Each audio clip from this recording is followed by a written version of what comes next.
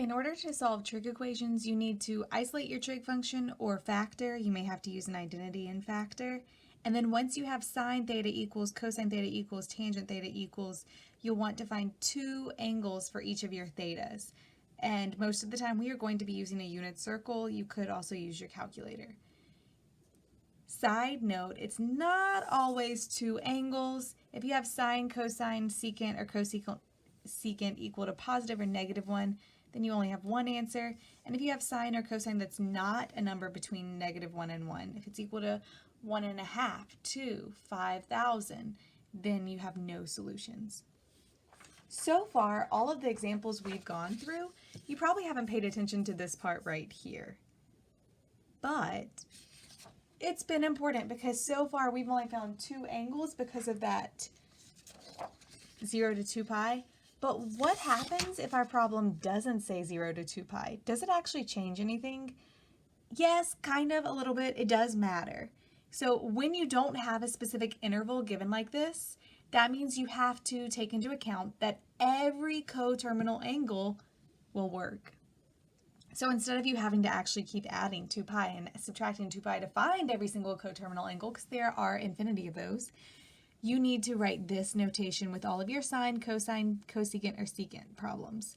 This just means that k is an integer, or k is a whole number, and so I can keep adding or subtracting 2 pi as many times as I need to in order to get all my different coterminal angles. For tangent and cotangent, because the period is only pi instead of 2 pi, you only have to write plus pi k. And for these, you actually only have to include the first angle. You don't have to write two angles. Let's do 4 examples of this just for you to see it in action now. All right, let's solve this first problem. And notice it says in radian, so it doesn't give me that specific interval anymore. So you want to isolate your sign, so I'm going to subtract my square root over to the other side, and then I'm going to divide by 2. All right, so that's my first step. Now, use your unit circle. Square root 2 over 2, or negative square root 2 over 2, is a unit circle value. So your unit circle is written in alphabetical order by pure luck. So sign values are all of my y-coordinate points. So I'm looking to see where my y-coordinate points have negative square root 2 over 2. That occurs at these two spots, so 5 pi over 4 and 7 pi over 4.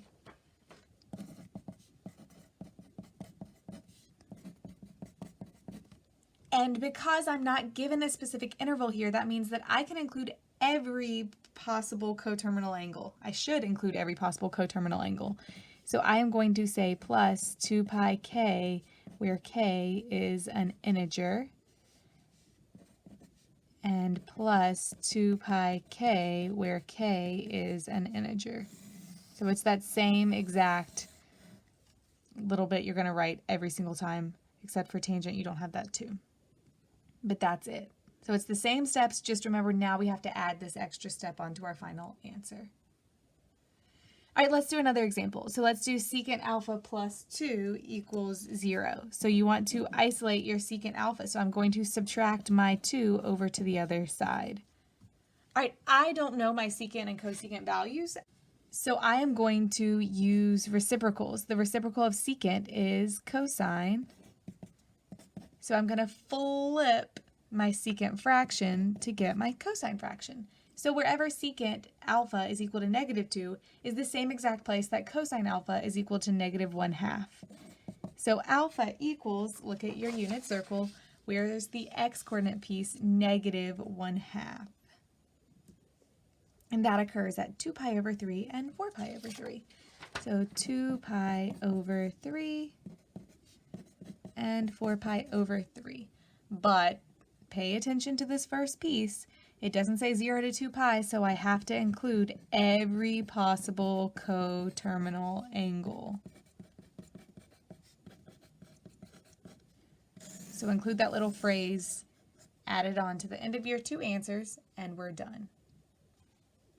Let me give you one more example before we do the tangent ones. So isolate your cosecant, which means I need to add 2 and then divide by square root 3. I don't know my cosecant fractions, so I am going to do reciprocal fractions. The reciprocal of cosecant is sine, so flip that. And then use your unit circle. Sine is positive square root 3 over 2 here and here at pi over 3 and 2 pi over 3.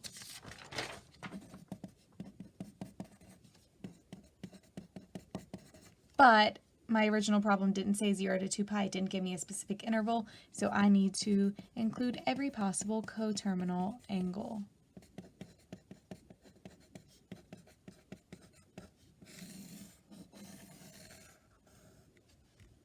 All right, let's do one last example, this time with a tangent, just to see it's not much different.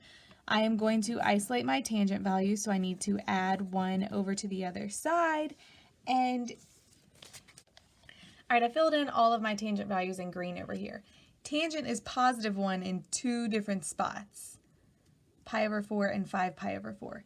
But pi over 4 plus pi, 1/4 plus 1, is 5/4.